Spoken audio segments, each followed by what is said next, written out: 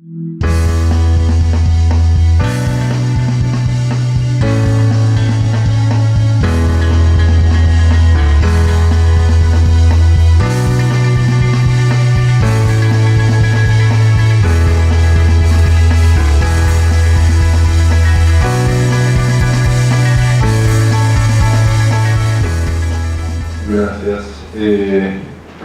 Muy buenas tardes. En realidad yo no soy urbanista, no soy arquitecto, no soy ingeniero, soy antropólogo de profesión, pero interesado en los temas urbanos más desde una perspectiva política. Entonces, si pudiéramos encender el proyector, yo les voy a comentar que más o menos desde el año 2002-2003 empecé a trabajar haciendo algunas investigaciones en la ciudad del Alto, la ciudad que después sería conocida como la ciudad que desató la guerra del gas y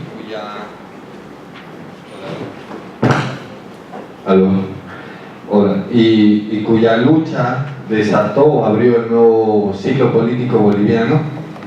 En realidad había visto un fenómeno que me parece que ahora se está generalizando en varias ciudades, que es precisamente el tema de la difusión o profusión de obras de infraestructura altamente señalizadas en el ámbito local como una especie de herramienta de posicionamiento político que permite a sus autores, en este caso los gestores municipales, posicionar su imagen pública a la vez que posicionan la obra en sí misma, ¿no? Entonces tenemos que a partir de cierto periodo histórico aparecen una serie de obras de infraestructura con colores del partido gobernante, con la figura del autor, del alcalde municipal en este caso, con señalizaciones, con letreros y con otros elementos que hacen que la imagen de esta autoridad sea difundida como parte de esa misma obra, ¿no? Yo les voy a mostrar las fotos en cuanto me habiliten el proyector.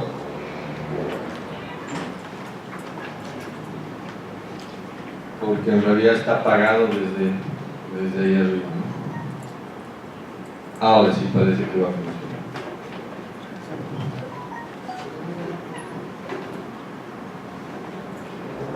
Qué bien, era imposible hacerlo sin la foto.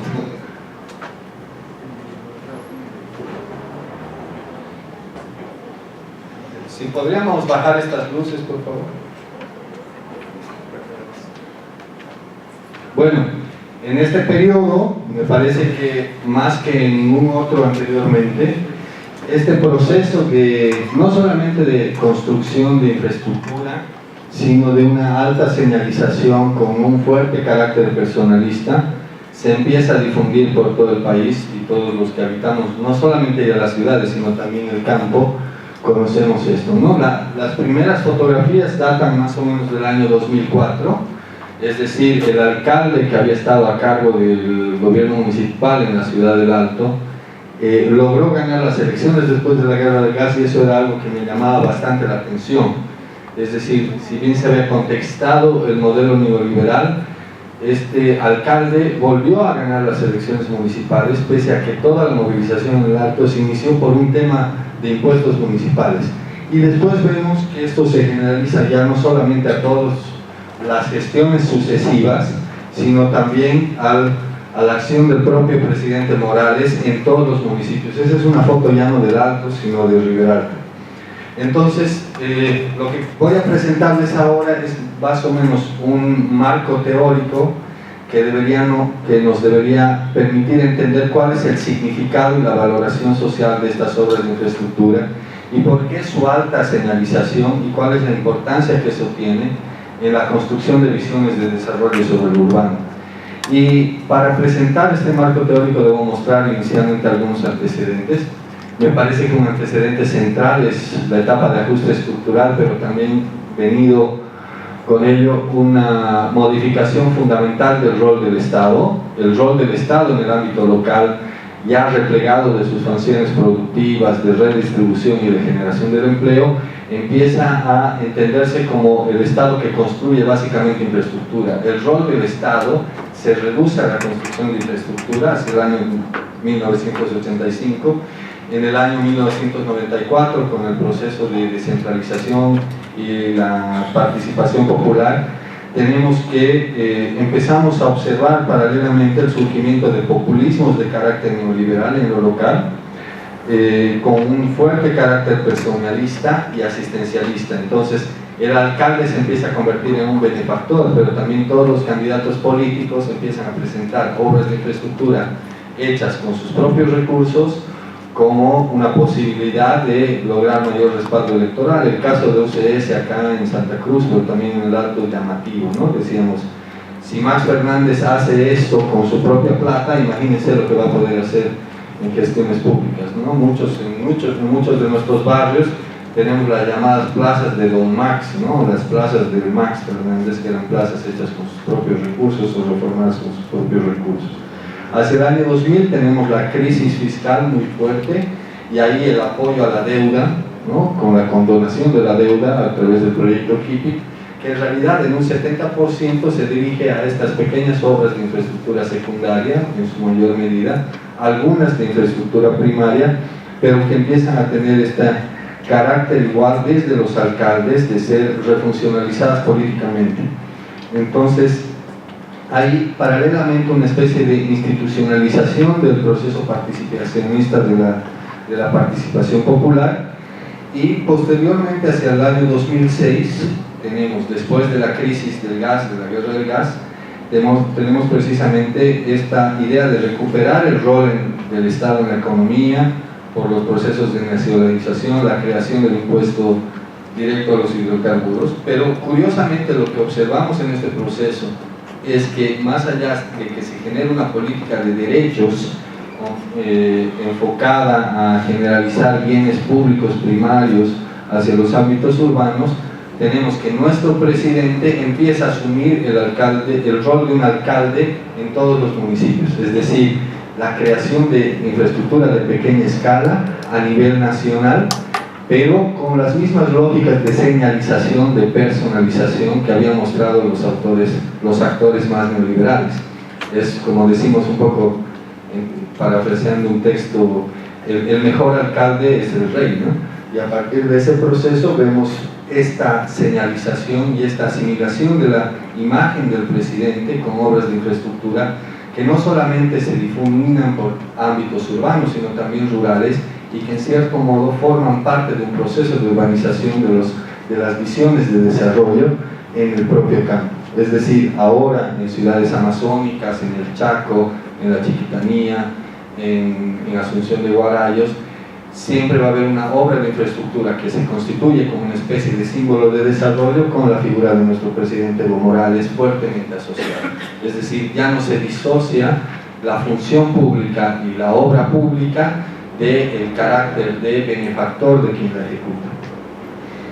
Tenemos, a pesar de esto, sucede a pesar de que en el año 2013 tenemos una ley de participación y control social que debería reemplazar el modelo de descentralización, pero que en los hechos no ha operado en la práctica, y que, si ustedes observan la gestión en el ámbito local, sigue manteniendo en la ejecución de la infraestructura un fuerte carácter personalista y un fuerte carácter incluso que raya entre lo asistencialista y lo clientelar en su proceso de gestión, a pesar de que tenemos una ley de autonomías, tenemos una ley de participación y control social que debería regular estos esquemas, y finalmente tenemos una agenda de desarrollo hacia el 2025 cuyo fuerte eje es precisamente la creación de infraestructura.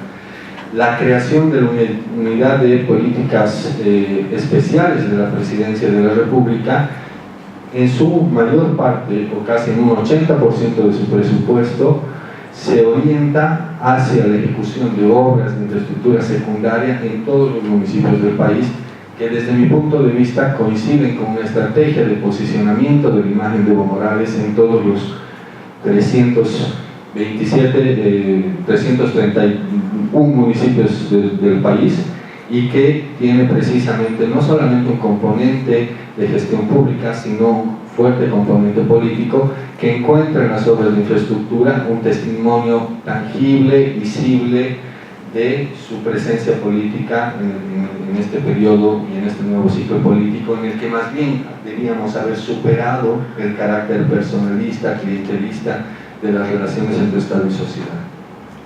No sé con cuánto tiempo cuento, pero mi planteamiento y la idea para un posible problema de estudio es tener la perspectiva de que la ratificación y generalización de este modelo de bienestar y desarrollo urbano en el nuevo ciclo político no solamente tiene que ver con lo que hagan nuestros gobiernos, es decir, no es solamente que el gobierno o los gobiernos locales posicionan estas obras o las construyen con esta profusión de símbolos y de señales para asociarlas con el agente partidario, con el agente político en función del gobierno, solamente por una voluntad propia, sino que también existe una serie de representaciones sociales desde los habitantes de barrios urbanos populares, indígenas, originarios, campesinos, sobre la infraestructura local. Y necesitamos comprender estos significados. ¿Por qué la gente valora tanto las obras de infraestructura secundaria de carácter local? ¿Por qué son tan importantes como elementos de tangibilidad y visibilidad y de permanencia de la imagen del líder en el espacio público? ¿Por qué tenemos ejemplos, por ejemplo, de personas que prefieren un coliseo o una cancha a un proyecto productivo en el campo? ¿Y por qué ese proceso está urbanizando el campo más que nunca, no solamente urbanizándolo en términos de ordenamiento territorial, ni de densificación demográfica, ni de modificación de funciones, sino en concepciones de lo que es el desarrollo y es el bienestar del campo? ¿Por qué una comunidad que tiene un coliseo es más prestigiosa que la que no lo tiene? ¿Por qué una comunidad que tiene una cancha de césped sintético es más ciudad que otra? Es en esas nociones en las que pretendo trabajar con un marco teórico adaptado al contexto actual. Y junto con estas nociones están las prácticas políticas relacionadas a la planificación, ejecución e inauguración de obras de infraestructura que tenemos que analizar y sistematizar. Mi propuesta es solamente una propuesta de un marco teórico, pero no es un estudio como tal desarrollado. Entonces, para mí es importante tomar en cuenta en este proceso las relaciones entre Estado y sociedad, tomando en cuenta la esfera administrativa de la descentralización, que supone mirar a la estructura de autoridad que compone ese ámbito local y su relación con el ámbito subnacional y nacional. La esfera política de la descentralización es entender las luchas, supuestos, competencias que hay por el poder, de los cuales no solamente se beneficia el actor político en función de turnos, sino también esos dirigentes sociales que son los que gestionan la obra, los que logran su ejecución y los que también se benefician de ese prestigio. Me parece que es fundamental entender en qué medida estas obras no solamente benefician al dirigente político, al alcalde, a la autoridad o a Evo Morales, sino también a los dirigentes locales, y qué beneficios y réditos políticos esto le genera para movilizarse de abajo hacia arriba en la estructura de autoridad. Y finalmente creo que hay que ver a la infraestructura no solamente en su carácter dado como elemento tangible, sólido, palpable, sino más bien al entenderlo como un símbolo, liberarlo de su carácter tangible para entender sus efectos en nuestras visiones de desarrollo. Eso supone verlo como un vehículo de significado, es decir, la obra no solamente es una sede social, es una cancha, sino que viene aparejado de significados que nos hacen asociar lo que tenemos ahora en nuestra comunidad con visiones de bienestar social urbano. Es un operador en procesos sociales porque maneja contradicciones, es decir, resuelve tensiones. El dirigente gana legitimidad al hacer la obra de infraestructura. Se le inaugura con una fiesta, hay un espacio de cohesión, hay un espacio de construcción social de significados y de valoraciones, hay cohesión. Tiene que ver con también imponer ciertas normas sociales, es decir, nos dice qué es bueno y qué es malo, cómo se debe ejecutar, cómo debe funcionar el dirigente, cómo debe ser nuestra autoridad. Y ahí es muy importante que también supone la modificación del estatus de estos dirigentes. Y ya termino con esto. básicamente es importante cuestionar su relación con conceptos tradicionales de infraestructura, el carácter ordenador y transformador, el carácter de beneficio colectivo, es decir, realmente ordenan la ciudad, realmente tienen un beneficio colectivo. En esta matriz, por ejemplo, vemos el ejercicio de la cantidad de necesidades y problemas identificados por una comunidad y la cantidad de soluciones que satisface la infraestructura. Y si ustedes ven, las obras de infraestructura en términos de correspondencia con los problemas son mucho mayores. Es decir, si bien tenemos en 7 comunidades dadas 3 necesidades vinculadas a infraestructura, siempre hay una sobreoferta de la producción de obras de infraestructura que tiene para nosotros un importante valor.